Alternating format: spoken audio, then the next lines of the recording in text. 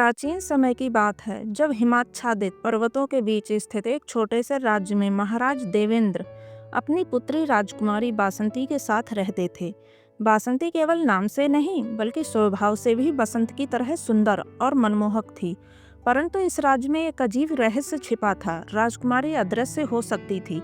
यह रहस्य केवल महाराज महारानी और बासंती को ज्ञात था। बासंती को यह अद्भुत शक्ति उनकी जन्म के समय मिली थी। राज्य की रक्षक देवी ने भविष्यवाणी की थी कि राजकुमारी को यह वरदान एक समय में सांप बन सकता है।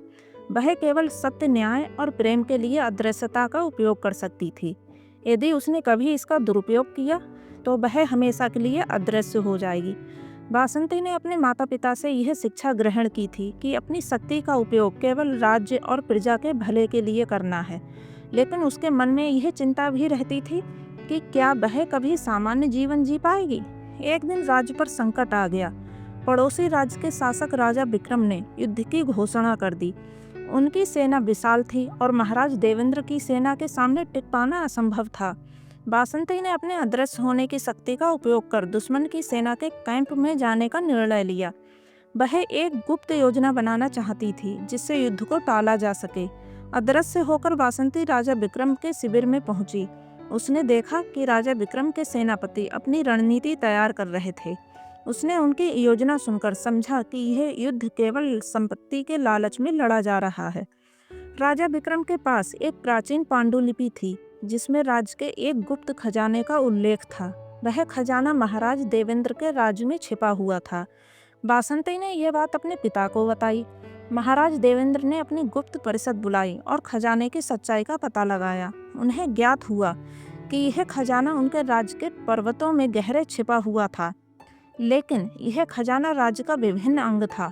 बासंती ने निर्णय लिया कि वह स्वयं उस खजाने तक पहुंचेगी और उसे छिपा देगी ताकि राजा विक्रम का लालच समाप्त हो सके। अदृश्य होकर बासंती ने खजाने तक का मार्ग तय किया। इस दौरान उसे कई बाधाओं का सामना करना पड़ा। भयंकर जानवर, गुप्त जाल और पहाड़ों की कठिन राह, लेकिन उसके साहस और चतुराई ने उसे हर बाधा पार करने में सहायता की। बासंती खजाने तक पहुंची और उसे गुप्त स्थान पर छिपा दिया।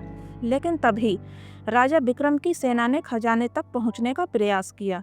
बासंती ने अदृश्य रहते हुए सेना को भ्रमित किया और उन्हें गुफा के भीतर भटकने के लिए मजबूर कर दिया।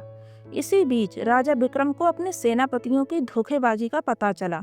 दरअसल सेनापति खुद खजाने पर कब्जा कर राज्य को बर्बाद करना चाहते थे।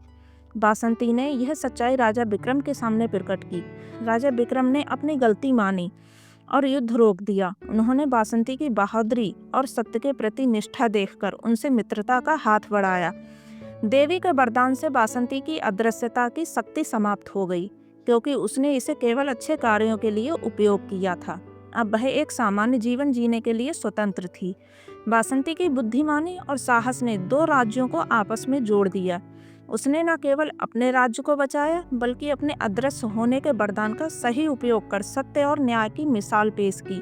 राजकुमारी बासंती के साहस और बुद्धिमत्ता की कहानी राज्य में प्रसिद्ध हो गई। पड़ोसी राज्य के राजा विक्रम से मित्रता के बाद दोनों राज्यों के संबंध मजबूत हो गए। लेकिन बासंती की असाधारण यात्रा यहीं समाप्त नहीं हुई। कुछ महीनों बाद राज्य में अजीब घटनाएं होने लगीं। गांव से लोग लापता होने लगे और रात के समय जंगलों से रहस्यमय आवाजें सुनाई देने लगीं। प्रजा भयभीत थी। महाराज देवेंद्र ने इस रहस्य को सुलझाने के लिए अपने सबसे बहादुर योद्धाओं को भेजा, लेकिन वे भी वापस नहीं लौटे। बासंती ने इस समस्या को हल करने का निर्णय लिया। हालांकि अब उसकी अदृश्य होने की शक्ति समाप्त हो चुकी थी, लेकिन उसका साहस और बुद्धिमत्ता उसके सबसे बड़े हथियार थे। बासंती ने अपने सबसे करीबी मित्र युवराज कार्तिक के साथ जंगल की ओर प्रस्थान किया। कार्तिक, जो पड़ोसी राज्य के युवराज और बासंती के बचपन के मित्र थे, ने हर कदम पर बासंती का साथ दिया। जंगल में घुसते ही उन्हें एक रहस्यमय गुफा मिली। गुफा के प्रवेश द्वार पर अजीब निशान बने हुए थे जो किसी प्राचीन भाषा में कुछ दर्शाते थे। बासंती ने ध्यान दिया कि ये निशान उसी देवी के प्रतीक थे जिनसे उसे अदृश्य होने का वरदान मिला था। गुफा के अंदर जाने पर बासंती और कार्तिक को एक प्राचीन मूर्ति मिली। मूर्ति के चारों ओर कई अजीब सी जीव थे जो गुफा के द्वार की रक्षा कर रहे थे। बासंती ने समझा कि ये जीव देवताओं के रक्षक थे और उन्हें बिना अनुमति के कोई अंदर नहीं जा सकता था। बासंती ने उन निशानों को पढ़ने का प्रयास किया। उसने समझा कि गुफा के अंदर एक और रहस्य छिपा हुआ है जो केवल सच्चे हृदय वाले को ही प्रकट होगा। गुफा में आगे बढ़ने पर दोनों को एक विशाल दरवाजा मिला जिस पर लिखा था, जो सत्य, न्याय और प्रेम का अनुयायी है वही इस द्वार को पार कर सकता है। बासंती और कार्तिक ने मिलकर दरवाजे को खोलने की कोशिश की, लेकिन वह नहीं खुला। तभी बासंती ने अपनी पिछली यात्रा को याद किया और समझा कि दरवाजे को खोलने के लिए उन्हें अपने भीतर की सच्चाई को पहचानना होगा। बासंती ने अपने दिल से प्रार्थना की और अपनी पिछली गलतियों को स्वीकार किया।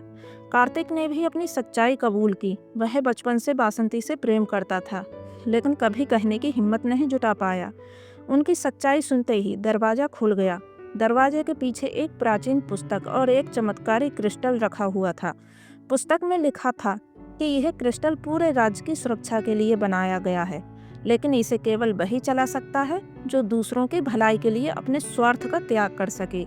बासंती ने क्रिस्टल को उठाया और उसी क्षण पूरा जंगल रोशनी से जगमगा उठा। गुफा के रक्षक जीव शांत हो गए और जो लोग लापता हो गए थे वे सब वापस आ गए। क्रिस्टल की शक्ति ने बासंती को एक और वरदान दिया। वह चाहती तो अपनी अदृश्यता की शक्ति वापस पा सकती थी, लेकिन उसने इसे ठुकरा दिया। उसने कहा, मुझे अब अपनी शक्तियों की आवश्यकता नहीं है। मेरी प्रजा और राज्य मेरी सबसे बड़ी शक्ति है। बासंती का यह त्याग देखकर देवी ने उसे आशीर्वाद दिया। उन्होंने कहा, तुम्हारे सत्य, साहस और निस्वार्थ प्रेम के कारण यह राज्य हमेशा सुरक्षित रहेगा। तुमने यह सिद्ध कर दिया कि सच्चा शौर्य शक्तियों में नहीं बल्कि मन की पवित्रता में है। बासंती और कार्तिक ने मिलकर दोनों राज्यों को एक नई दिशा दी। उनकी दोस्ती और प्रेम का उदाहरण सदियों तक लोगों को प्रेरणा देता रहा। अदृश्य राजकुमारी अब एक नई पहचान के साथ जानी जाती थी। राज्य की रक्षक, उसकी कहानियां हर घर में सुनाई जाती थीं और उसकी स्मृति हमेशा जीवित रही।